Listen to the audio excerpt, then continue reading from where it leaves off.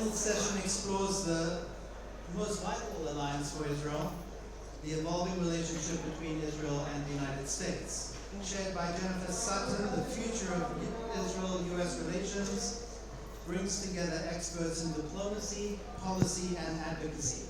Please join me in welcoming our speakers, Asher Fredman, Robert Greenway, hopefully Malcolm will arrive soon, Brian Lyde, Josh Weinstein can't make it, Harold Rhodes, Sarah Stern, and Nuit Pratt. So I'm going to hand over to our chairs.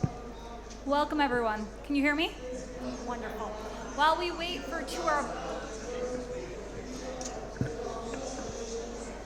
Test. Hello. Okay, test? Perfect. While we wait for two of our esteemed panelists, I want to welcome everyone to what is no doubt going to be a very, very interesting session about the future of the U.S.-Israel relations.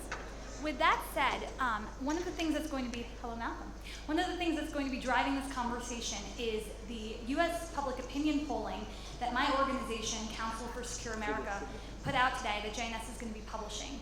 This will shape some of our discussion and hopefully will touch upon a wide range of issues when the United States is at an inflection point with a new administration, with the current administration in Israel, and a lot of interesting things transpiring on the ground.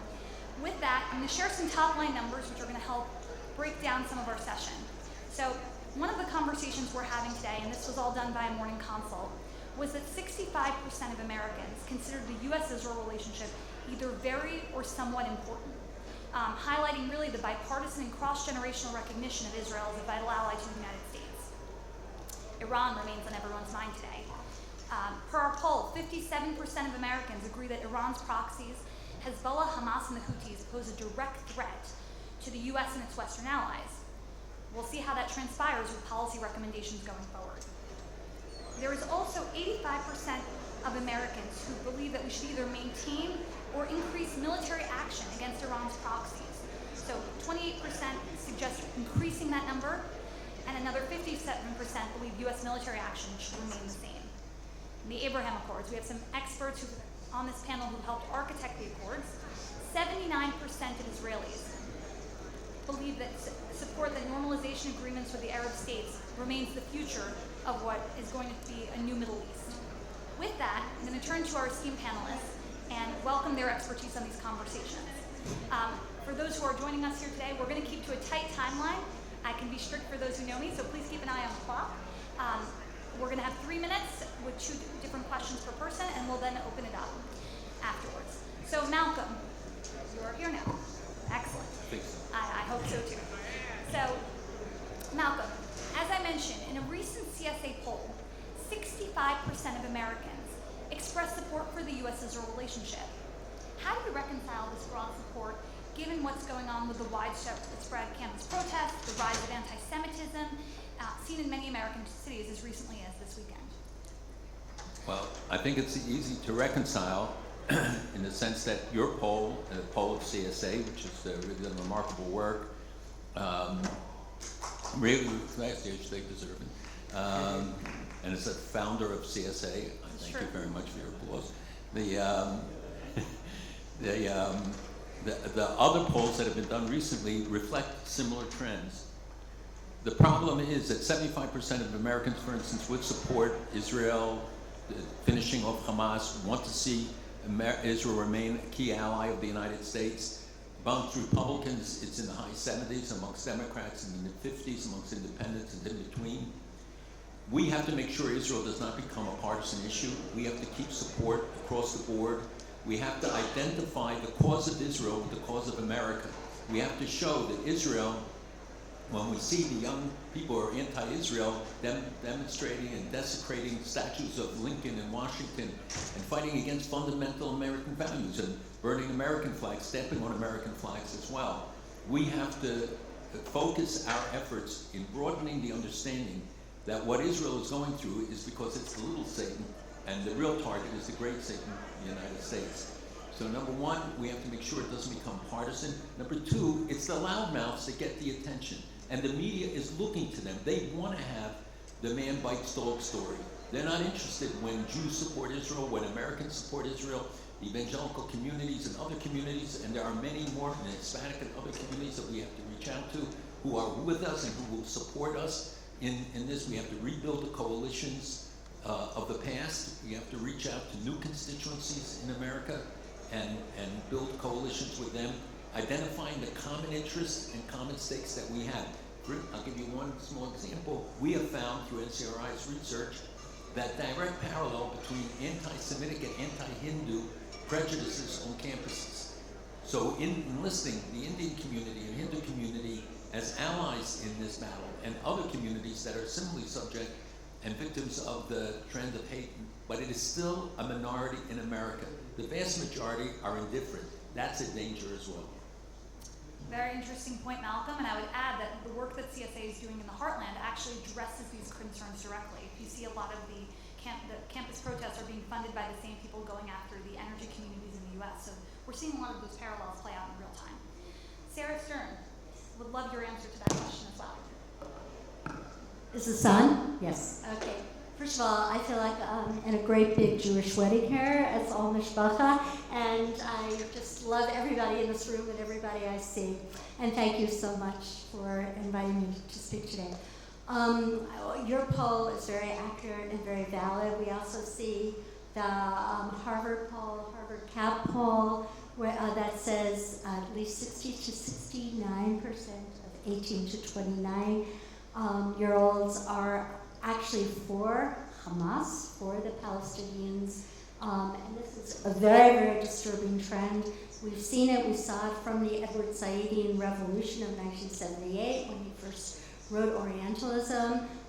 Edward Said had his acolytes, or his Hasidim, Rasha Khalidi, Joseph Assad, George Saleba, and all over the universities. It metastasized from the Middle Eastern Studies program to the humanities, to the social sciences. Now it's even in the schools of education. We really have our work cut out for us. We have to brainstorm on how to get to the young people. I'm afraid we have a lot of the heartland. We have a lot of the people age 55 and over, the people that are in these formative years. Unfortunately, we're losing, and we have to roll up our sleeves. Thank you, Sarah. So I'm going to move around my questions for those who are following. Right now, the Trump administration, the new President Trump administration 2.0, has maintained a very strong pro-Israel stance. We're seeing that reflected in a lot of the appointments that are coming down through confirmations. Yet there remain voices across the political spectrum that challenge the U.S.-Israel relationship. How would you address these critiques, such as those raised in the American Jewish Organizational letter that recently circulated? And how would you approach the idea that criticizing a sitting president as an American Jew may be dangerous to the U.S.-Israel relationship? Brian. Jennifer, thank you for chairing this panel, and for everyone else that were on here. The Trump administration, Trump administration 1.0, I think is very similar to 2.0. They are going to be very unapologetically supportive of the state of Israel and what the state of Israel has to do to protect their borders and their sovereignty. And I think domestically in the U.S. as well, definitely going to continue to stand strong with the Jewish community. We've seen what the president has been doing, going after the colleges and universities, and I think that's going to continue. No one's ever going to be perfect, I think. No administration is ever going to be perfect, no president is ever going to be perfect.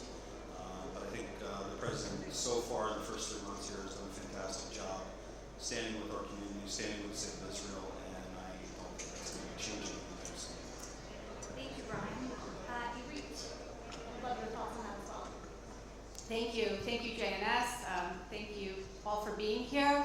Every 4 years, Americans love to say this is the most consequential election in our history. Well, I really felt like this past election was the most consequential election in our history. I'm grateful that President Trump is back in the White House. He is fiercely protective of the Jewish community in America and views Israel as a strategic ally and not a liability. He secured a historic level of Jewish support in key states like Pennsylvania, New York, he got 45% of the Jewish vote. Arizona, Nevada, Kamala Harris failed to garner 50% of the Jewish vote in key swing districts, particularly those with a high number of Orthodox Jews in them. We see cracks in support for Israel run along generational lines and religious lines. Americans who are squeamish about God, about religion, also tend to be less supportive of Israel. People of faith, people of belief, overwhelmingly identify with the Republican Party. And that's why you see Democrats' embrace of secular liberalism reflected in this new cohort of Democrats, with the exception of John Fetterman, for instance, in the Senate, coming in who are far more progressive than their predecessors. We have Andy Kinn from New Jersey, who took over for Bob Menendez, just voted for an arms embargo against Israel. This is New Jersey, a state with a significant Jewish population. Alyssa Slotkin was hailed as a pro-Israel moderate from Michigan, took over for Debbie Stabenow. She's highly critical of Israel and its actions in Gaza, did next to nothing as the University of Michigan's Jewish students were under attack. John Ossoff from Georgia is another example. I'm more concerned as a conservative Jewish American about cracks in young evangelical support than I am troubled by American Jews distancing themselves from Israel, although that is troubling as well. But it's why I feel what Charlie Kirk is doing, where he travels across America, speaks to a largely non-Jewish audience, and spreads that pro-Israel message is so important. The appointment of Ambassador Huckabee is also incredibly significant. I think when Israeli officials come visit America, they should go to the Midwest, visit the heartland. And I wish Jewish organizations would promote a Judeo-Christian alliance. Many of them have been on the wrong side of the issue and have been against every pro-Israel policy issue that the Trump administration has set forth, including illegal immigration. I've written about this extensively. Border security is a Jewish issue. If you are importing a political ideology that is hostile to Jews, hates Israel, then in 10 to 20 years, it's not inconceivable that you are going to have an American administration that makes the Biden administration look like a cakewalk. So I believe the future of the U.S.-Israel relationship will rely on committed Jews, committed Catholics, evangelical Christians uniting and defending our shared biblical values. And just as an aside, Josh Hammer wrote a terrific book, Israel and Civilization, that touches on this issue. It's a great read. Thank you, Reed. With that, obviously, and Malcolm alluded to this, the U.S.-Israel relationship must remain a nonpartisan American issue and have bipartisan support. Malcolm, how do you feel about the organizational letter that was recently circulated that was critical? I think people have a right to criticize. They also have to be safe. They have to think about what the implications are. I didn't want anybody to hear what I was saying. I said that people have a right to criticize, but you have to use seichel about when and how you do it and how you give expression to it. I am particularly upset about Jews attacking Jews and publicly doing so, creating divisions and giving an excuse and cover to the anti-Semites to say, well, it's not us, look at those Jews. And in many cases, as you pointed out, JDP and others, who are not even Jewish. But enough when a Jewish organization will write an attack against the appointment of a friend as an ambassador and cite his religious beliefs as a danger in some way, I think that could be counterproductive. And I think there has to be much more concern with the ancient idiom that the wise people are careful with their words. Words can't be erased. Once you do it, you can't take it back. You know, we see people trying to correct, every week their statements. It doesn't help. So I think it's very important for us to show and to build up the partisans in the Democratic Party. Why not Josh Nonheimer instead of Andy Kim? Why not build up others that are Democrats who do say this? It's not I think criticism of Kim was appropriate, but we should show that we can support. Fetterman did not get the support of the community because we really didn't know what he was going to be, and now if we could only replicate him a couple of times, it would be good without having to have the brain, whatever. So it's very important for us to reach out across the board. There are friends, but we have to show them also. Remember, members of Congress don't know. We think they know. I remember taking members here, and they thought the West Bank was a financial institution. And we'd stand on the balcony King David and say, where's the West Bank? I said, Senator, that's it. And they don't know. So we have to do much more to educate, bring them here, bring opinion holders, influencers, others here who can help tell the story. more people, but again, associated with the cause of America, with the common values, the values of Western democracy that we should be fighting for. Thank you, Malcolm. Brian, as a follow-up to you, there are voices on the right, far right, which have been very critical of the U.S.-Israel relationship. There have espoused anti-Semitic rhetoric. How do you feel about confronting them? Candace Owens blocked me when I called her out. So I think, thank you. I think it has to be done. Whether it's the Candace Owens of the world or the latest iteration of Tucker Carlson, whether the anti-Semitism is coming from the left or from the right, we don't have the luxury, in my opinion, of sitting on our hands and being able to decide whether or not we hold someone accountable because of their political views, whether they support President Trump or not support President Trump. I mean, Candace Owens says that she's a massive supporter of President Trump. She's also pushing insane blood libels against the Jewish people in the state of Israel over and over and over again. So, sometimes, Jennifer, people might lose a little political capital by doing things like that. Hasn't stopped me and a lot of people probably on this stage from doing that. Before we get into foreign policy, I want to go back to your group for one moment. Where is the line? At what point do you think it's appropriate to be critical of President Trump's administration if there are voices, again, that are part of this widespread coalition? Can you hear me? I think there are voices within his administration. There are isolationists, there are people who are more intervention, but he's about common sense. And if you noticed yesterday, he did push back against that narrative that Israel is pushing America into war with Iran. He said, Israel's not going to be pushing me, we're going to be leading the pack. And that was his way of going against people within his administration or those podcasters who have been messaging, changing this narrative that Israel is pushing America into a war. I think it comes through with Ambassador Huckabee. One of the first two things he did when he came to Israel was show how the Christian community here was celebrating Easter. And that goes against many of these podcasters who will start spreading this false smear against Israel that Christians are under attack. But Mike Huckabee was one of the first things he did. And he also said the U.S.-Israel relationship is a two-way street, that America benefits from the relationship with Israel on an agricultural level, technological, intelligence level. It's very important that all of America hears this message, and I think those messages are changing the paradigm, and it can help push against this far-right narrative that is influencing the right at the moment. One follow-up for Sarah, and then we move into the foreign policy arena. Sarah, we're all going to master that. Don't worry. I promise everyone's going to be heard from, but I want to follow up on this for 1 second. We heard the word Judeo-Christian values. How would you address right now the idea of veering away from Judeo-Christian values in the United States as people become more secular and don't really have that intellectual understanding of why the U.S.-Israel relationship matters? Right. I think Arit touched upon a really fundamental, important point. There is a dividing line. The dividing line is people who profess to believe in God. I know there are actually right now are 17 million Jews in the world. They say that there are 6.3 million American Jews, but that's just divided by ethnicity. If they have a grandfather on their father's side or a great-grandfather that was Jewish and they might eat lox and bagels, so they consider themselves Jews, that's not really what Judaism is. And when you think about the people who tend to understand and appreciate what the state of Israel is all about, what its merits are, these are the people that do believe in God.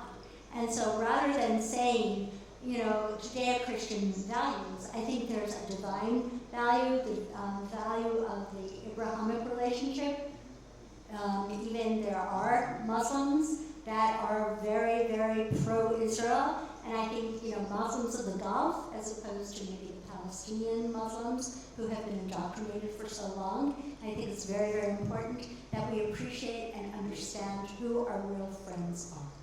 Thank you, Sarah. All right, as columnists, we're going to have some policy conversations. So, Harold, according to our CSA poll, 45% of Americans believe the United States should play a stabilizing role in the Middle East, a figure that falls short of the majority. Do you agree with the sentiment? And if not, how would you address the risks associated with an American power vacuum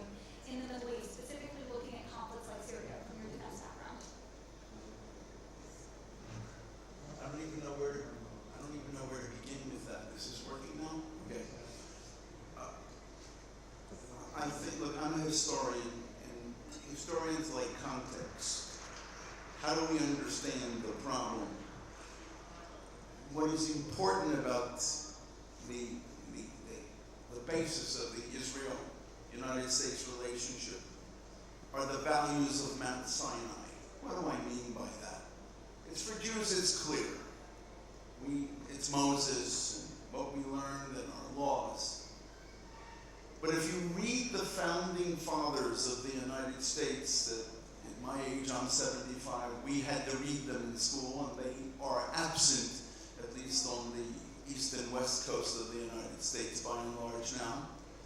You listen to these people, some were theists, some believed in God, some weren't even particularly sure, but one thing they were sure of is that the values of the United States come from what they called the Old Testament.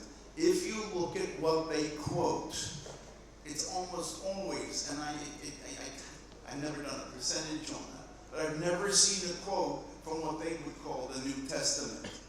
It is the values of Mount Sinai. And as long as the United States in general is loyal to those values, Israel and the United States won't have a problem. And I would say the same would be true maybe in Israel, that if those people who have progressed beyond being Jewish, they're citizens of the world, if they're the ones making decisions, Israel's in trouble. And that, again, basis that they have in common with America goes. So I would say, if you're looking towards the future, watch the values in the United States and watch the values in Israel. In Israel, it's very clear that people are becoming more and more interested in Jewish values. I've given, about half a year ago, I was giving a whole series of lectures to military units here that wanted to know about the other side, the Muslim world, and that's my expertise. I've, from the age of 14, have been studying Islam, lived the Muslim life in the Muslim lands, trying to find a way to make peace between the Jews and the Muslims. I learned the languages, the cultures. I have a PhD in this sort of thing. I've taught this stuff, and I worked at the Pentagon, many, many times in the White House on these issues.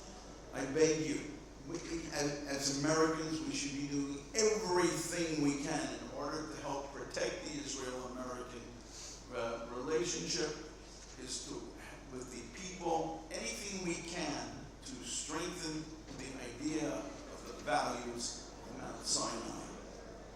If that's gone, I'm not sure where either side could go, because you can rationalize anything if you don't follow the values of that. I would only add one other thing, please, if you don't mind.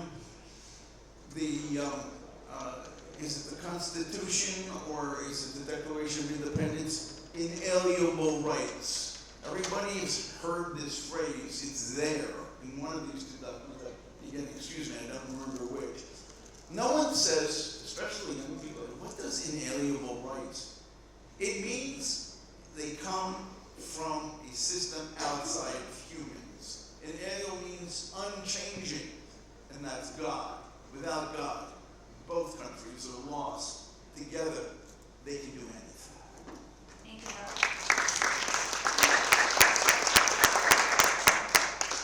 Asher, I'm going to turn to you right now to ask the same question about American presence in the Middle East, understanding that stabilizing force is not remain a popular opinion in the United States under 50% pressure. Who do you think would fill that power vacuum? How would you address that concern? It's a very good question, Jen. Thank you to JNS for having me here. I would actually answer that by disagreeing with what some of the panelists have spoken about, the emphasis, which there's been a lot of discussion on values. And obviously, the joint U.S.-Israel values are very important, but I like to think of myself as a realist. And I think, and when I speak to, for example, Israeli ministers or decision makers, I always counsel them, understand what are the interests of the United States now, the interests of the current administration, what has President Trump emphasized, and when we do that, we can talk about how we should propose the U.S. be present in the region, be present in the U.S.-Israel relationship in ways that also serve America's interests. Let's give a couple of concrete examples to bring it down from the level of a slogan to concrete examples. Something I spoke about on the previous panel, the India, Middle East, Europe corridor. So September 2023, a month before, 2 days before the war breaks out, the US, Europe, Saudi Arabia, India, other countries meet in India, and they sign an agreement for a corridor that's going to cut transfer time for goods, for medicine, for electronics, from the east to the west. My calculations are about 40 to 50%. Now, besides the importance economically, this is of major importance because it is an alternative to the Chinese Belt and Road Initiative, to the Iranian-Russian international north-south transport corridor. So it's obviously Israeli interest because it will help us integrate with Saudi Arabia, with additional countries in the region. This is something that when I'm here putting my hat on as somebody who counsels Israeli decision makers, it's an Israeli interest, but certainly an American interest as well. I'll give it another example. How much did President Biden, if anybody knows, give to the UN per year? $19 billion. Now, is there a greater waste of US taxpayer money than sending $19 billion to the bloated, corrupt bureaucracy that is the UN? Again, President Trump has shown that he wishes to end this waste with US aid, with other bodies, and this is a very issue where US and Israeli interests align. Bringing Israel into, or giving it the status of the Five Eyes, for example, in terms of intelligence and defense cooperation, would be another, I think, could be a very strong case as to how that would serve U.S. interests as well. Rob will discuss more about this, but the Middle East security alliance, the more that America's allies cooperate with each other in the region, the more the U.S. can pivot other assets to other theaters like the Indo-Pacific that are of major concern. So I think we need to understand what are the interests. We have to understand the dialogue as well. For example, we can't just dismiss Candace Owens or Joe Rogan, people with millions of viewers. We have to understand their dialogue. For example, in Israel, we would clearly like to see regime change in Iran. But there is a sensitivity that right away raises the associations with Iraq, with Afghanistan, and it's very important for Israelis to explain why what we're talking about in the Iranian case is quite different than what we saw in Iraq and Afghanistan. Candace brought the phrase regime change and not be sensitive to the connotations in the American context. And I think that if we do, it's really critical. We do need to be cautious about too much dependence. On a very personal story, when I was in Lebanon in October, and we knew that Hezbollah was in the next town over, and we wanted to move to the next town over, and the situation was, no, we don't leave Hezbollah there because we didn't have enough bombs, we didn't have enough weapons. That is obviously the new administration, the Trump administration has changed their policy 180 degrees, but we do need to think about how we ensure that we have a partnership and not over-dependence. Thank you, Asher. And one thing I would say that's very noteworthy and part of the work that Council for Secure America does is that we really make that national security argument for the U.S.-Israel relationship. And one of my theories that keeps me up at night is the divergence from Judeo-Christian values. At what point are we going to get an inflection point where we will separate from the next generation, and making a case for U.S. national security is always, in my mind, the best way to keep those relationships together.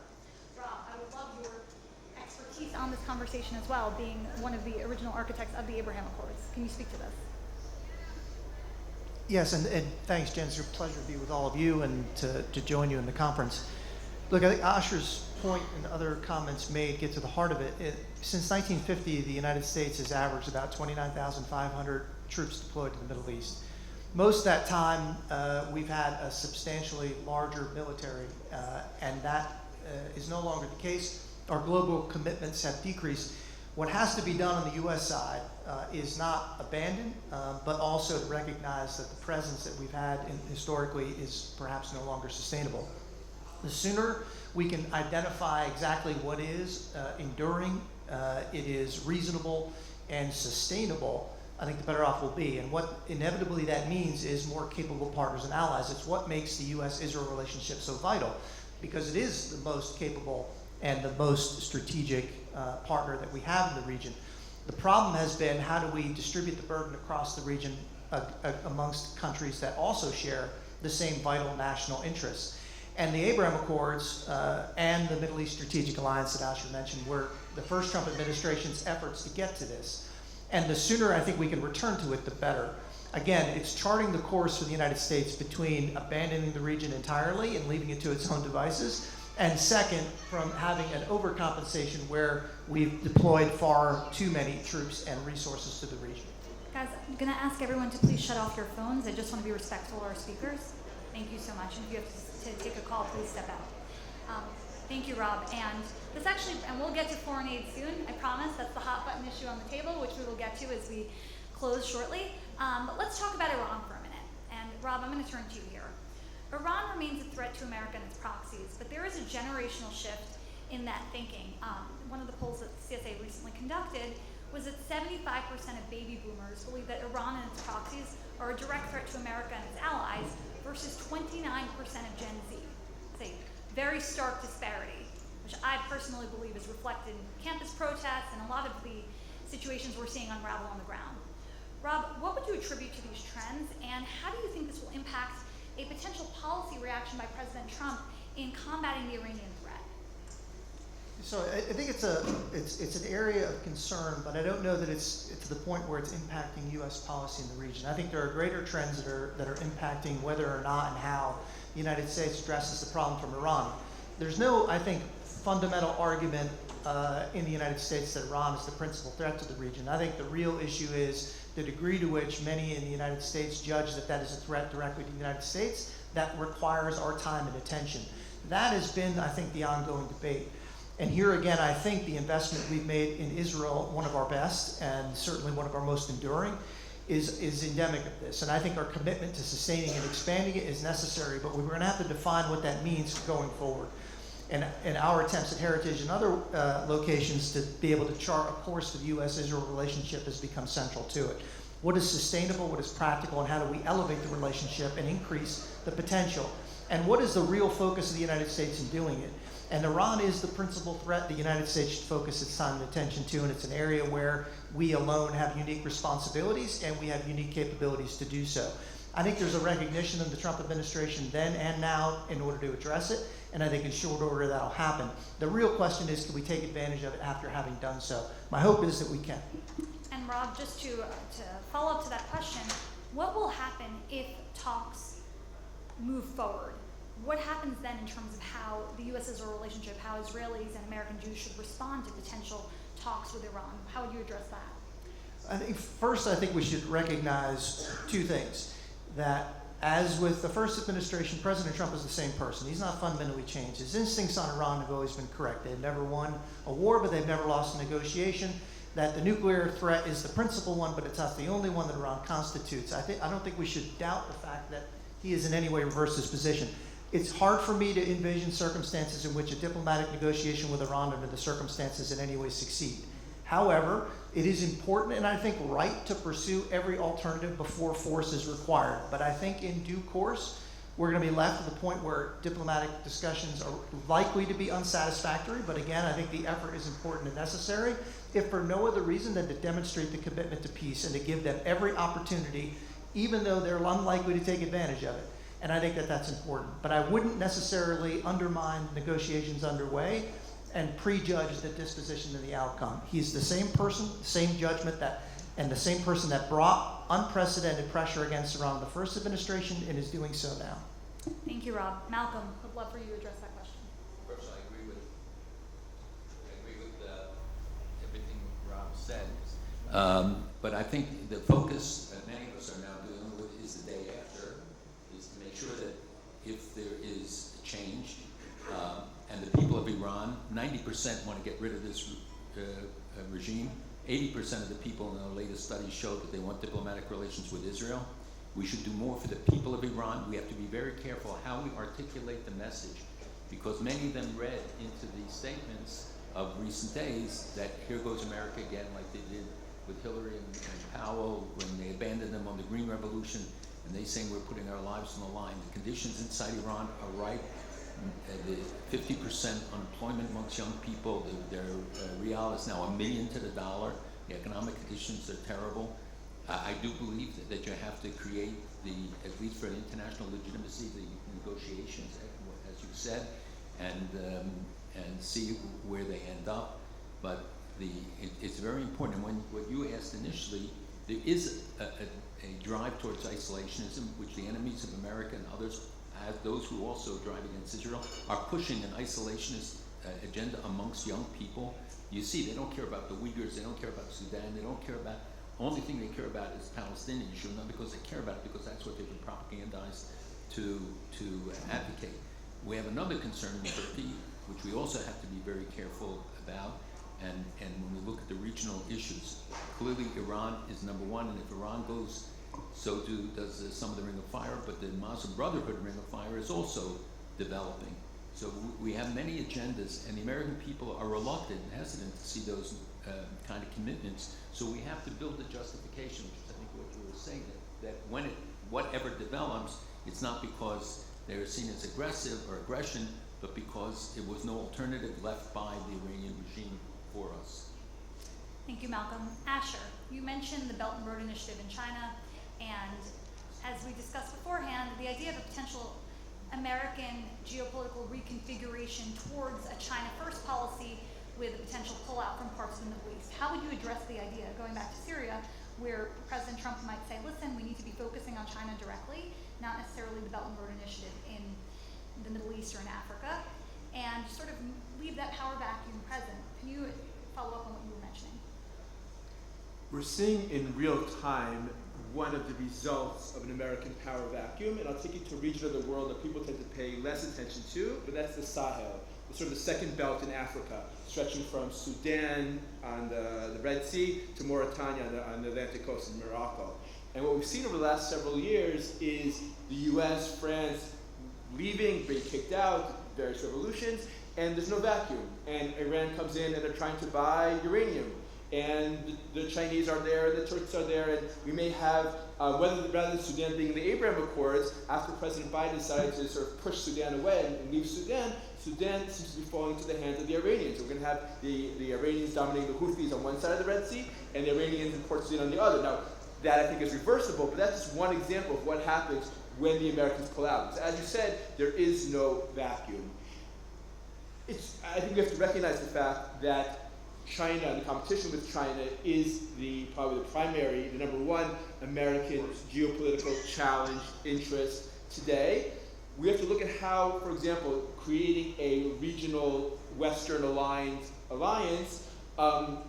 brings India closer to the Western orbit, right? India has always maintained ties on both sides. Here we have an opportunity to bring India closer to the Western orbit. Technology is going to be a key area of competition. By deepening American, Israeli, maybe also Emirati cooperation, for example, on AI, we can help ensure American leadership in these critical technologies. I think, therefore, that we have a very strong case. I recently met with a German diplomat who said, we're never really interested in your arguments about Iran until Iranian drones started exploding in Europe. Obviously, Iran and China are key economic partners. When the US under President Biden signaled to Saudi Arabia that they couldn't quite rely on the United States, we saw Saudi Arabia and Iran creating a diplomatic agreement, an unfreezing of their relations under Chinese sponsorship. So I think there are very real examples where America being less involved in the Middle East. So they don't have to be involved in the same numbers, and there's the military challenges, the military considerations that Rob pointed out. But by the U.S. empowering its allies, creating Western-aligned paradigms and alliances in the Middle East, that's also going to be critical for its competition with China as well.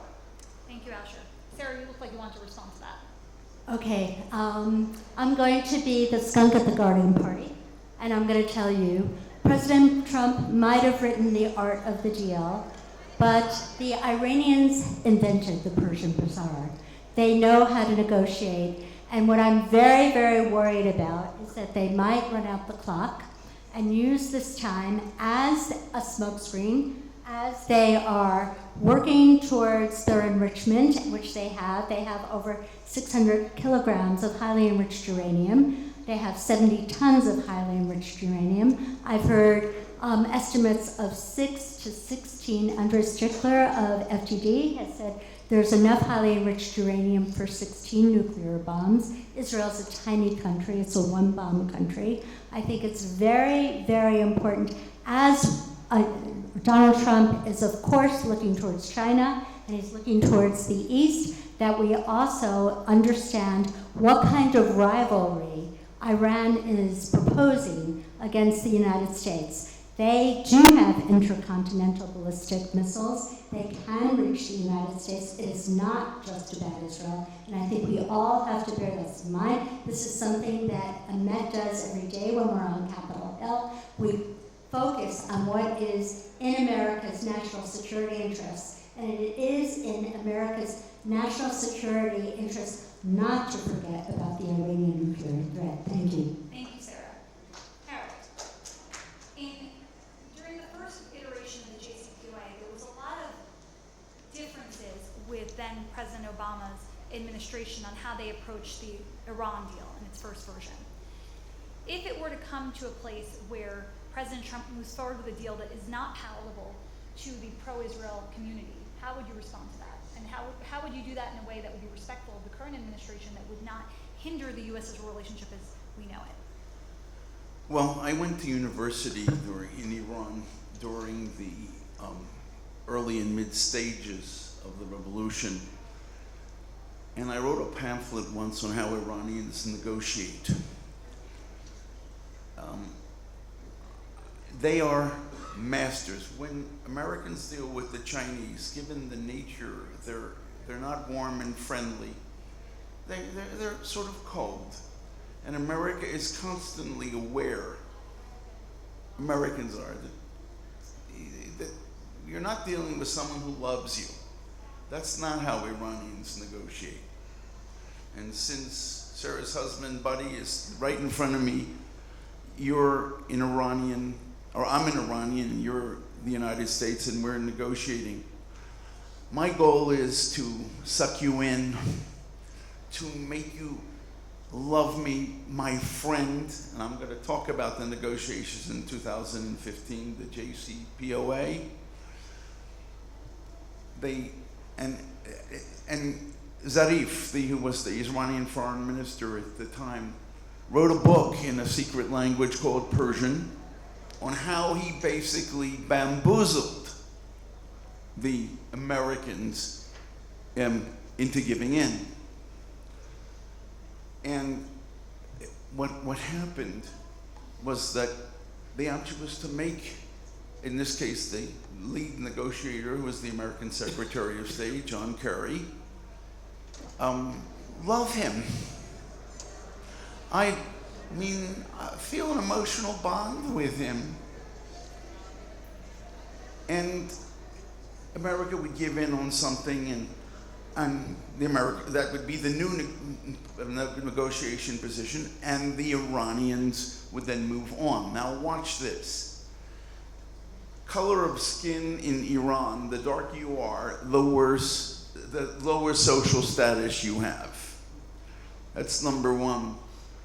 And number two, if you have a defect, like you're on crutches, this is a negative in Iranian culture. The more, and John Kerry was on crutches during the negotiations. And when you looked at the caricatures, the cartoons in Iranian newspapers, I've got them on my computer. I mean, if anybody's really interested. Two things. Number one, the more America gave in, and it was a process of being nice, and Americans we get to deals. The more America gave in, the bigger the crutches became in the photos, the caricatures. And what is the message to the Iranian people? That the Americans are in our pockets. We own them, if you wish. We bamboozle them. And then, and it's something that it's certainly very much not politically correct to say, the President of the United States was Barack, maybe I'll get back to this later, Obama. I on purpose pronounced it differently. And I'll explain in a moment. The more America gave in, the more the cartoons, what happened to Barack Obama's skin color? It got darker. We chose not to see these things, not to understand these things. And it got so bad at the end that there was a cartoon where not only is the President of the United States kissing the feet of this tall Iranian leader, Khamenei, but let's say that his face was no longer human. It was that of a monkey. I bring this up, I'm not talking about my values. I'm saying that should tell you about what they think. We should be using this in understanding negotiating with Iran. I can't talk about President Trump or Witkoff. I don't know them. I would only hope that they have some understanding of how Iranians negotiate. But I do know one thing about President Trump. He gets very angry when he thinks he's been had. Thank you. Malcolm, you were around for these JCPOA negotiations. And, well, not aging Malcolm yet. But we all can stand to learn a lot from him. Remember with Noah. We go back a long way. With that, Malcolm, obviously that was a very, very sensitive conversation where leading American Jewish organizations, I believe including the conference, really vocalized distrust of the JCPOA, distrust of the Iranians in a way that potentially fractured and reverberated in that presidential administration. Can you speak a little bit about that and your concerns, or perhaps the opposite? You feel very confident in these negotiations. I would love your 2 cents. No, I think a lot of those divisions will still be present depending upon the nature of the agreement, although I think more people today understand the true threat of Iran, especially after the attacks on Israel, after seeing how their ballistic missile program, their weaponization, and the enrichment Roman Sarah referenced. We're not in the same situation. We're not dealing with IR-1s and 2s. I'm dealing with 6 and 7s, and much greater ability to hide what they're doing underground in those facilities, which they ideally doesn't even have access to. So I think that depends on how the administration presents it. There are people who will be against anything the administration presents on anything, and there will be those who will be supportive of anything. We have to worry about the mass in between, in winning the American people to understand why this is a vital American national interest, why, and by the way, what you said before about the strategic interest, I do consider that part of the common concerns. Values may have a different connotation, but certainly includes the strategic interest, and we have a big job to do to get people to understand. And I think the biggest ally we have is the Iranian people, and we have not done enough to let their voice be heard, to assist them to send them the right messages. They don't want rifles, they want fax machines and Skylinks. They are amazing people. We're doing courageous things. People don't know how the women, don't report us anymore. They are rebelled against the government. And it's a unique opportunity and why we have to be consistent in keeping the pressure on in every way. The administration has put more sanctions, recently with some of the economic terms, but we can do much more to stop the Chinese from being able to take 85% of the oil. But within our community, I think and anticipate that there will still be some divisions, but today Iran is much more broadly recognized for the danger it represents. Very true. Yes. And I would add that 70% of Iranian government revenues come from their oil sales. It's not to mention 90%, this is according to Politico. China buys 90% of that oil. So when you think about who's even aiding and abetting this war, and this proxy war in the Middle East right now, Iran's fingerprints are all over it. I'm going to touch on it in our last 15 minutes, foreign aid, the hot button issue. And Rob, I'll start with you. There is a conversation that's been transpiring where leading voices are saying that America and Israel need to move away from from having Israel dependent too heavily on American foreign aid, and eventually wean off of that aid. Can you give your perspective, and then we'll share different views around the table? Sure, happy to. I don't think aid might be exactly the right term, but in 1996, then a younger Prime Minister, Netanyahu, appeared before American Congress and said that economic assistance then provided by the United States to Israel needed to come to an end. It was incredibly controversial. And over the course of a decade, it happened. And I don't think anyone would argue that Israel's economy is in any way impaired by this, and in fact is probably taking advantage of it. I think the same is true ultimately for security cooperation and assistance. If full strategic partnership is the goal, and I think most Americans and all Israelis would agree that it is, we need to chart a course to do that, and not one in which Israel is in any way impeded, but rather the opposite, that its economy and its relationship with its neighbors, two things the United States can help with tremendously, are at a point where the provision of security assistance is no longer required. We should be doing business with each other. We should be doing business with partners in the region who are cash-paying customers, and there's far greater demand than there is supply. So in this context, to get to full strategic partnership, I think the United States and Israel can expand its cooperation, expand its export opportunities, and provide for not only Israel's security, but also regional stability in the process. And the key is charting a course toward this path. And also, I think the last and perhaps the most obvious is there shouldn't be a situation in which Israel is left in a position where it doesn't get what's required to support its own security and stability in the region. It can't be at a war and then feel that its assistance, critical assistance, is being throttled by a partner. And that happened, obviously, in the last 4 years under the previous administration, and historically it's happened before. And that, I think, is intolerable. It's not good for the United States. It's obviously not good for Israel.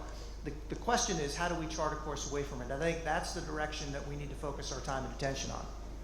Thank you, Rob. As a follow-up to that, are you concerned that amplifying this voice right now in the era of DOGE, in the era of cutting aids and different programs, that might happen in a more immediate fashion, and that's opening the door to that conversation in a way that things will happen far quicker than they need to? No, I don't think at all. In fact, I think in the near term it could even increase, and that's what we've recommended, and it comes in a bunch of different forms. I think what DOGE has done is shown that the United States is profligate with our money, and it spends it in ways that are not only not supporting our interests, but are actually working against our interests. That's not the case with Israel, and there's no consensus or belief. There's no movement afoot, I think, to take action as a result of it. Now, if you're sitting in another country and you're trying to stage a trans opera in Paraguay, you might be at risk. You're probably going to lose funding for that. But for Israel's security and stability, I don't think there's absolutely any desire, appetite, or intent to do that. Asher, I know you want to chime in on that. Thank you, Rob. Building on what Rob has said, in addition to my role as director of the Miskabel for National Security, I now have the pleasure of joining Rob at the Heritage Institute. The traditional paradigm was that the United States would ask Israel to take security risks, whether that would be primarily in terms of territorial retreats, various concessions, and then in return, the United States would offer more aid, more funding. In addition to all the reasons and the logic that Rob presented, I think it's also, from Israel's perspective, worthwhile to think about reevaluating that paradigm. And I think we're coming up to a critical moment, particularly in Judea and Samaria, where with one way or another, Abbas is likely going to depart the stage during President Trump's term, and Israel is going to need to think very deeply about how it sees the future of Judea and Samaria, the West Bank, new paradigm, sovereignty, no sovereignty, emirates, no emirates, all different kinds of ways. And what's important to do is that in the conversation with our American allies, our most important allies, we have to reverse that paradigm and say, no, we're not going to take more security risks in terms of more aid. We're going to move from being dependent to more of a partnership. And in turn, we're also going to define how we see the future of our presence here in the land of Israel, Judea and Samaria,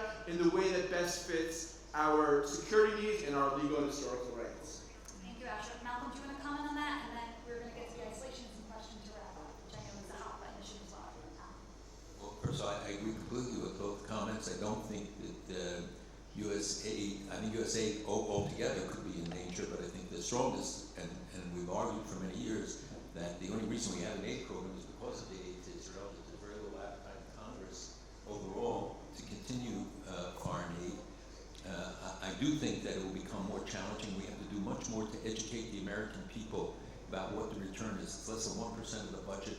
It is certainly viable, and I think it will take years to be able to wean Israel off. I was involved in negotiations at the time about the economic assistance, and people don't know that Israel gets no economic assistance today. All of this is the military, and in fact, all the aid they were getting before actually paid the debt service on the money that Israel had gotten earlier. And when Egypt got to $7 billion in debt forgiveness, Israel was offered it as well, and Shamir turned it down. He said, we pay our bills, we're not going to be seen as a credit ratings, which he was wrong about, but he was right about sending the message that they didn't take the offer at the time from Secretary Schultz.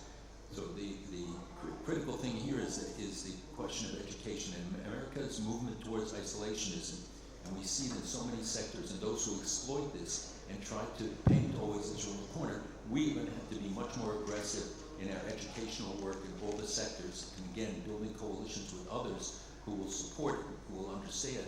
And there are many in the region who are today prepared to stand up with Israel. And I have been working in Central Asia, from Azerbaijan, Kazakhstan, Uzbekistan, even people in Pakistan, Indonesia, Malaysia are today ready to stand and want to be part of the movement, which will go from Morocco to Australia. We can build the counter to the road, Belt and Road. We can counter the Soviet aggressiveness. We can counter Iran and Turkey's aggressiveness without troops, but by establishing this network. And the work you've done on the Abraham Accords is really the vital concern. The Mediterranean Initiative, we agreed Cyprus, Israel. There are many who want to join that. Together with the Abraham Accords and what I call Abraham Spirit, but expanding into Central Asia, we can change the map and really create a stable region from one ocean to the other. Thank you, Malcolm. Brian, there are a lot of voices that are saying right now the America First movement, which you've expressed great support for, and that you're going to follow this, have isolationist tendencies, and they're looking at America First. I know Senator Joni Ernst talks about America First, not America, but not alone. That is not necessarily prevailing sentiment. How would you address those concerns, and how would you combat that, if at all, within the party? I'd be happy to address this. I'm going to kick it to Arito first, and Arito, I'll let you go. And then Oh, thank you, Brian. Can you hear me now? Okay. We do need to combat those isolationist voices in the Republican Party. I think there's a happy medium, though. The Biden administration would always want to get involved overseas, but it was done in such a condescending and patronizing manner. President Trump, you don't see that. And America First doesn't mean America alone. Do you see him interact with world leaders from Netanyahu to Zelensky to Macron? He sits down, he says, we may not agree on everything, but I respect you, I like you, let's try and find a solution. That's the way you engage with our overseas allies. And I think the Jewish conservatives need to become more involved politically. The GOP wasn't always this supportive of Israel. In the 1990s, it hovered around 50%. Bob Dole at the time wanted to repeal a resolution recognizing Jerusalem as Israel's capital, and GOP support for Israel ticked up in tandem with evangelical support for Israel. That's really why the Republican Party is so supportive of Israel today. And I think Jewish conservatives need to make an effort to harness our energy and keep the Republican Party pro-Israel. We don't give them enough hakarat hatov. We're far more concerned. There's a movement, for instance, in my area, to switch your party affiliation from Republican to Democrat to help the Democrats elect more moderates, who never end up being as moderate as we would hope they would be. I would say stop rewarding a party that's become more hostile to Jewish interests with more Jewish votes, and help make the Republican Party what we would like it to be, which is a party that stands by our ally Israel. Thank you. well, very well said.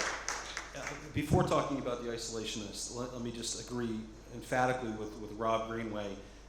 Diplomacy with the Iranian regime has a very little chance of succeeding, and I think President Trump knows that. I think President Trump is exhausting all options from a diplomatic perspective before doing what we probably all know has to be done. I ran a group called the Iranian Americans for Liberty for 3 years, and trust me, yes, the Iranians are very good at negotiating. President Trump is better. With regards to isolationism, thank you. America First does not mean America alone. I have been talking about this ever since people started to say that America First is an insular movement and we don't care about what happens around the world. That couldn't be any farther from the truth. What it means, to use an airplane analogy for many of you that have flown many miles to get here, is when you're on a plane and the plane, God forbid, has something bad happening, you put your mask on before you start helping the person next to you.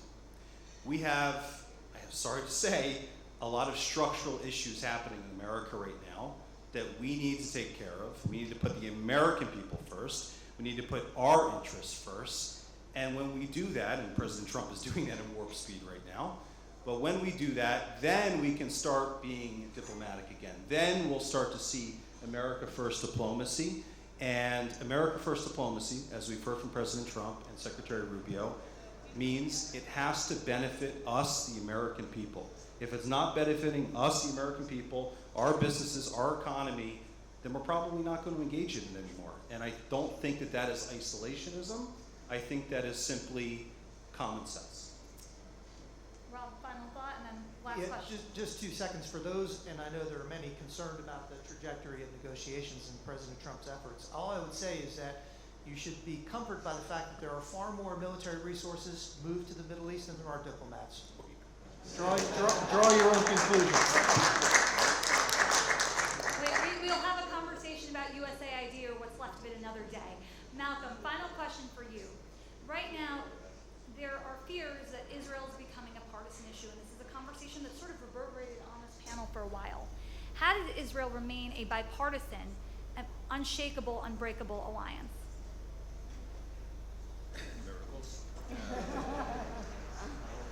That's why we're in Israel. First of all, that's right. We pray a lot here. Carries. It's a local call when you do it here. Well, first of all, I do think we can keep Israel from becoming a partisan issue. Part of the thing is that we have to start what's going on in the campuses, and I do pay tribute to President Trump for the administration's actions on the campuses. It's really vital. It's long overdue. Uncovering not just the expulsion of the students who are engaged in illegal activities, but holding the universities to account when they take in billions and billions of dollars that they never explain and never tell, and we know how it plays out on the campuses themselves. People think that these are invisible figures. It is not true. They permeate the classroom. They permeate the indoctrination of the kids, and you know, when people are afraid to speak up in a class against something the professor says, and let alone stand up for Israel, but even for America, then it tells us that we have a big job to do. So I think there should be more support and less criticism for what they're doing. We want to see it all done legally, all the rest, but it has to be done. And what we have to do also is, in terms of the media, is to get a fairer presentation of Israel and the issues, and especially about Iran, which the media does not want to talk about, and everything they say is always sugarcoating. When I negotiated for the Iran 13, I can't tell you the fights and I negotiated with Zarif. I can't tell you the problems I had with the American media distorting and misrepresenting what was actually going on in the talk. So I think it is possible. I think it's the American people can be educated, that we can bring many more people into it. It does go back to both the values and the strategic interests of getting people to understand why it's vital to them and their security and their future to be able to support these programs. And I think then hopefully the vision will be there to do what has to be done, and that will be determined by what happens in the negotiations. But we have to be prepared for all the alternatives, and that means starting now, preparing the American people, softening the ground, getting them ready. And as I said, I'm deeply concerned if there's, God forbid, a recession, a worldwide recession, what the implications are going to be in terms of anti-Semitism and repercussions for us in that world. So we have a lot of agendas. That's why conferences like this are important. Having allies like this is even more important, so that we work together to keep the American people behind. Well said. On that final note, I want to thank our esteemed panelists. I promised Alice we would be on time, and we're literally down to the minute, so we did it. With that said, the polling is widely available.